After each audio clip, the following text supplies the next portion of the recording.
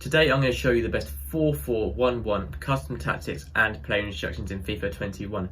So the 4-4-1-1 formation, it never used to be good, no one really used this formation ever, but recently after a few patches it has become much more useful to use as centre forward.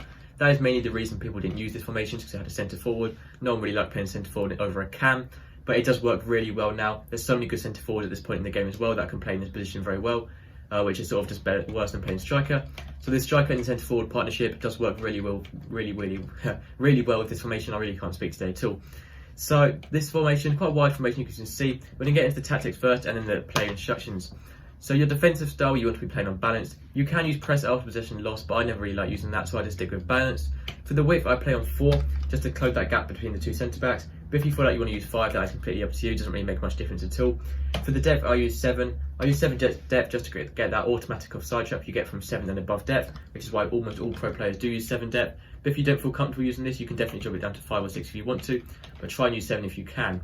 The defensive style, you do want to be using long ball in this formation. Long ball just sort of means, as you can see here, it sort of means that your attacking players will sort of make forward runs in behind the defensive line. So your striker here, your centre forward, and also your left mids and right mids will be making those forward runs, making it much easier to get the ball to them, especially when you're using getting behind on the player instructions as well. So the width on 7, just to really push out the left mid and right mid, making them wide as possible, so they're going to be more attacking going forward. Players in the box on 6 just to help slightly over the box, but it doesn't really make too much difference anyway while that's on.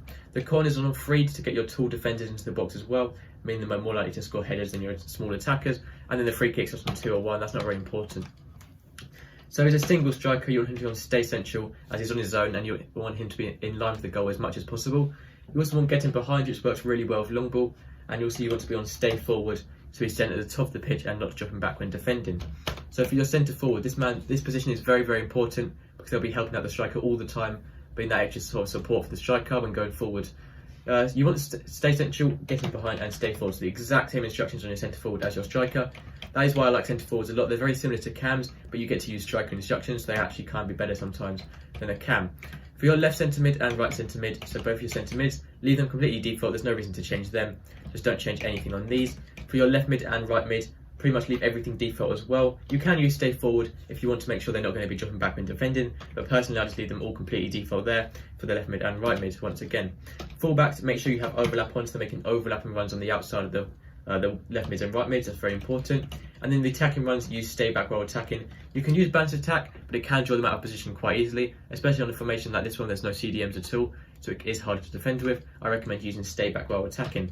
For your 2 centre backs, obviously leave those default. And then lastly, for your goalkeeper, use comes to crosses, and also use sweeper keeper, so your keepers come with the line a bit more to defend corners and crosses.